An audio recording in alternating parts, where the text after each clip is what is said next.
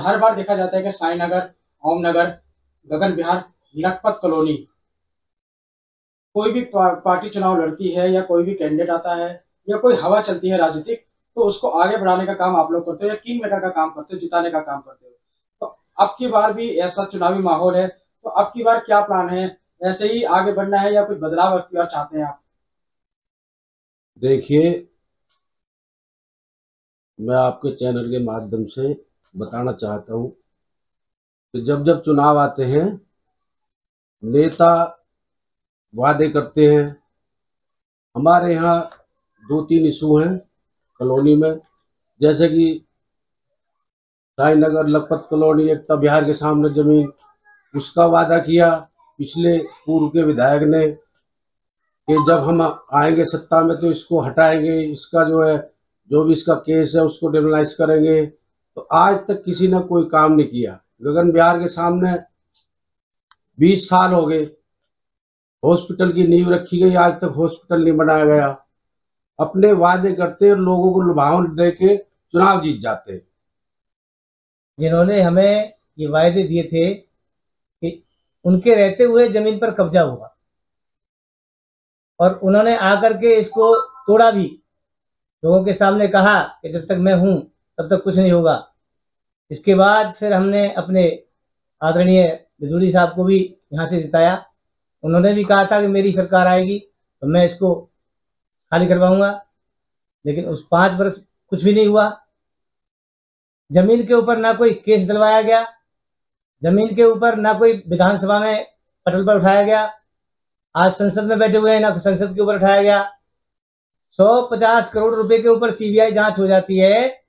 आदरणीय, ये 400 करोड़ की संपत्ति है और जनजीवन के काम आने वाली संपत्ति है, ये जमीन है।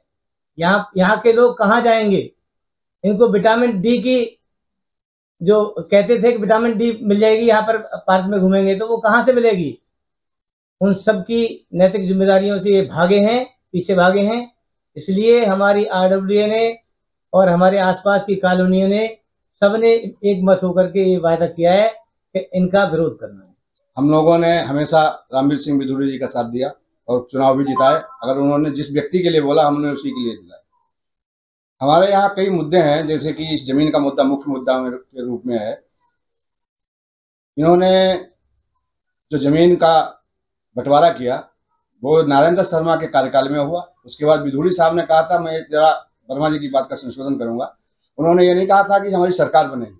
उन्होंने कहा था अगर मुझे आप चुनाव जिताओगे तो मैं इस जमीन को खाली कराऊंगा और 100% 6 महीने के अंदर इसमें कार्यकाल में मैं अपना पूरा करूंगा। और हम लोगों की आंखें बंद करने के लिए विजय देव जी से भी मिलवाया। साई नगर लखपत कॉलोनी में जो भी अभी 5 साल हुए हैं, उनमें एक भी ईंट का काम नहीं डाली गई, ना कोई काम किया गया। 6 महीने के अंदर उन्होंने वादा किया था कि हम यहाँ पे सीवर लाइन लाएंगे। कोई सीवर क्या, एक नाला भी नहीं बनाया। ये जो नाला बनाया वो गगन विहार की पानी को निकालने के लिए बनाया गया। साई नगर के लोगों को कोई भी लाभ इससे नहीं हुआ, क्योंकि हम लोग तो वैसे ही अपने टैंकर खाली कराते हैं। दूसरा, अस्पताल का मुद्दा था। अस्पताल के मुद्दों में भी इन लोगों ने पूरा कहा था कि 100% 6 महीने के अंदर तो अस्पताल की नींव चालू हो जाएगी।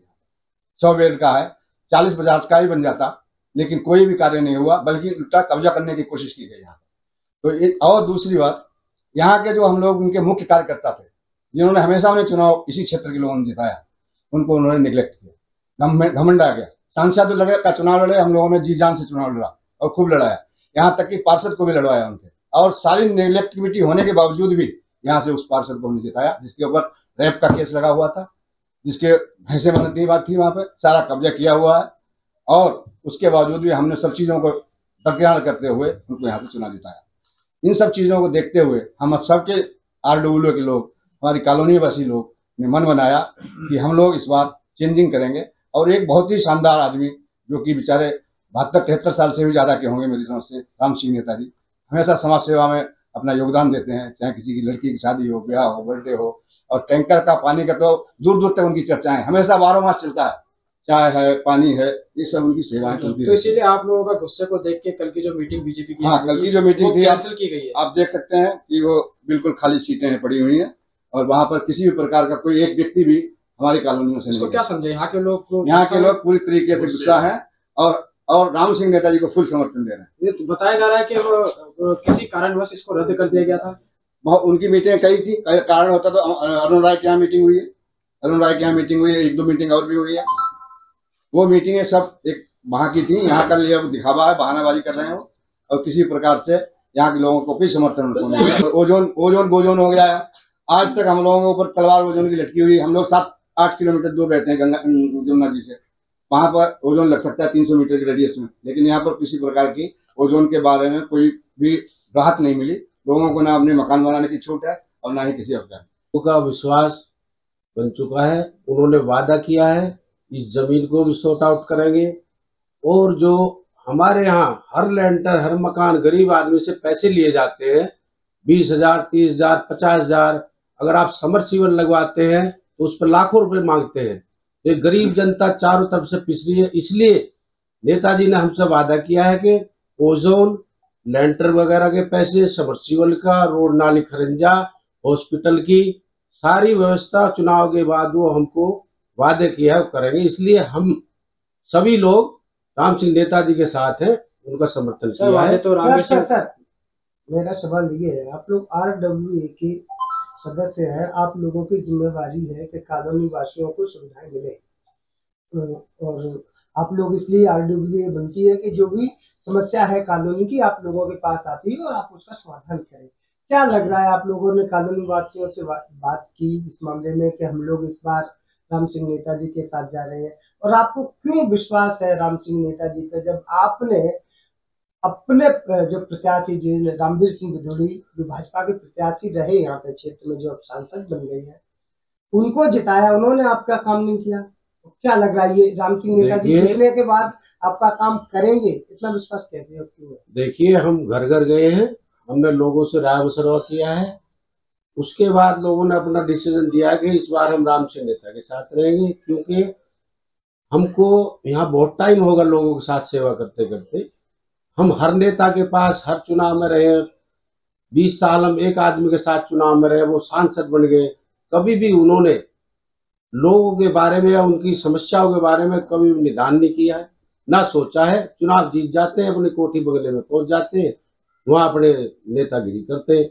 जो यहाँ लोग हैं उनके बारे में कभी नहीं सोचा। नेताजी एक ऐसे सच्चे आदमी है, ईमानदार आदमी है। आधी रात उनके दरवाजे जाइए, आपकी काम के लिए सुनेंगे, आपकी मदद करेंगे, और 12-13 साल में उनको दोबारा लोगों ने विचार बनाया है लाने के लिए। अगर कोई काम कर सकते हैं तो नेताजी ही कर सकते हैं, क्योंकि पूर्व विधायक पिछली बार उन्होंने जमीन अपने कार्यकाल में छिनवा दी, उस पर आज तक उन्होंने नहीं बोला किसी भी मंच पे उन्होंने ये नहीं बोला कि साईनगर एकता विहार लखपत कॉलोनी जमीन को हम वापसी खाली कराएंगे या हॉस्पिटल बनवाएंगे।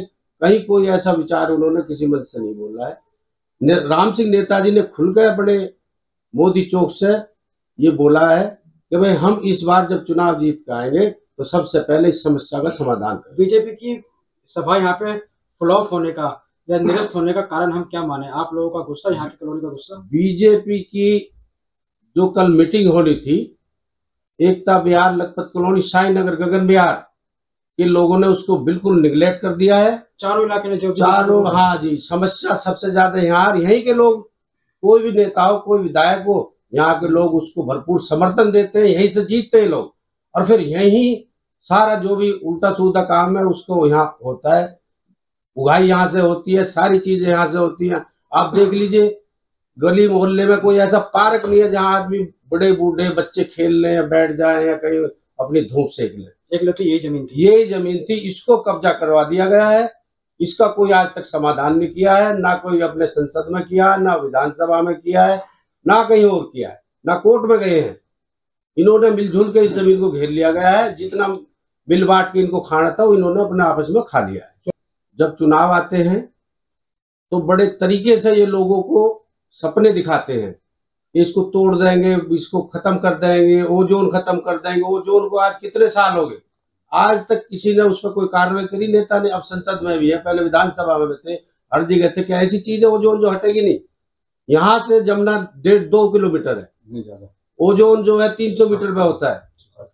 तो आज तक उसका सलूशन नहीं हुआ। गरीब जनता पिस रही है, लोगों को बहका के वोट ले लेते हैं, चुनाव जीत जाते, फिर अपने जो अपने उसमें हो जाते। यहाँ के लोग फिर दर दर की ठोकर खाते। कितनी बार हम लोगों को ये अपने साथ ले गए हैं, वहां कभी किसी बात को हाँ हूँ करके जो उसका वो छुटकारा दे देते हैं कि हम एलजी के पास ले गए, उपराज्यपाल के ले गए, तो कहीं कोई समाधान नहीं होता है।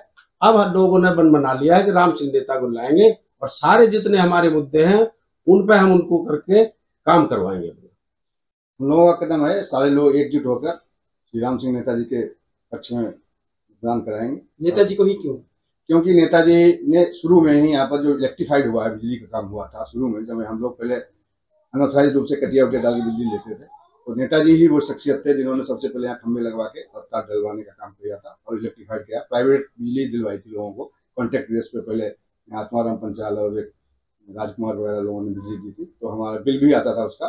तो उसके बाद में उन्होंने उनमें तार बार लगा के बिजली की एक व्यवस्था चालू की थी। और जो पहले शुरू में ही जहाँ जहाँ जैसे लखपत कॉलोनी वगैरह में पानी के गड्ढे हुआ करते थे, लोग चलते नहीं थे, तो उन्होंने राखी वाखी डाल के रास्ता बनवाई थी। कई लोग बैठे हुए, उन्होंने हमारे शिवलाल जी ने भी डलवाई थी वहाँ पर राखी वगैरह। तो जो विकास का कार्य शुरुआत करे, खरंजा का काम उन्होंने शुरुआत उन्हीं के द्वारा हुई थी। तो जो विकास के कार्य उन्होंने किए थे वही आगे बढ़े हैं, ताकि हम लोगों के लिए कोई विशेष यहाँ पर सुविधा नहीं मिली है। और फिर केजरीवाल जी ने भी यहाँ पे स्कूलों वगैरह की काफ़ी स्थिति अच्छी करी है।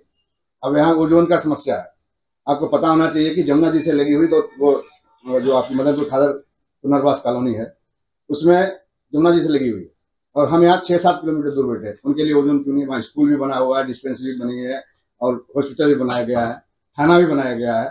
तो वहाँ ओजोन अगर है तो ये 2 तरीके का कानून कैसे हो सकता है? एक ही जगह पर एक ही कानून हो सकता है ना। तो जब वहाँ ओजोन नहीं है तो यहाँ ओजोन कैसे हो गया? जैसे कॉलोनी बनी है, जे कॉलोनी वही बताया, पुनर्वास कॉलोनी जे कॉलोनी जो बनी मदनपुर खादर में। तो बहुत सारे ऐसे मुद्दे हैं जो हमारे पूर्व में जो विधायक जी या सांसद हैं वो रहे हैं, उन्होंने यहाँ के सीरियसली नहीं किया। कई बार उन्होंने झूठे वादे किए, ओजोन इसको ओजोन। हरदीप सिंह पुरी, ये बहुत छोटा काम है, छोटा नोटिफाई होना चाहिए जीडीए को देकर, कोई बहुत बड़ा काम नहीं है। इसको आपके अर्बन डेवलपमेंट मिनिस्टर है, एलजी आपका है, ऊपर सरकार आपकी है, नीचे आप बैठे हुए हो, एलजी आपका है, उसको आप कर सकते हो नोटिफाई करके। अब आप 2047 का जो आएगा मास्टर प्लान, उसमें हमने इसमें अलग किया हो, पता नहीं कब आए, आना था वो 2024 में, लेकिन अभी तक तो आया नहीं। तो हम लोग इनकी बातों से निराश हो चुके हैं और झूठे वादा, निगलेक्टिविटी इनके अंदर बहुत ज्यादा, घमंड बहुत बड़ा है। चाहे वो यहाँ का प्रत्याशी हो और चाहे वो हमारे पहले के विधायक साहब या सांसद जी हैं, वो उनको अंदर घमंड बढ़ गया कि हम तो जो पहुंचना था बहुत ऊंचे पहुंचे। तो इसलिए हम लोग उसके चंगुल से मुक्त होकर नेताजी को चुनेंगे। NCR करंट न्यूज़ को सब्सक्राइब करें और नोटिफिकेशन सबसे पहले पाने के लिए दबाएं बेल आइकॉन।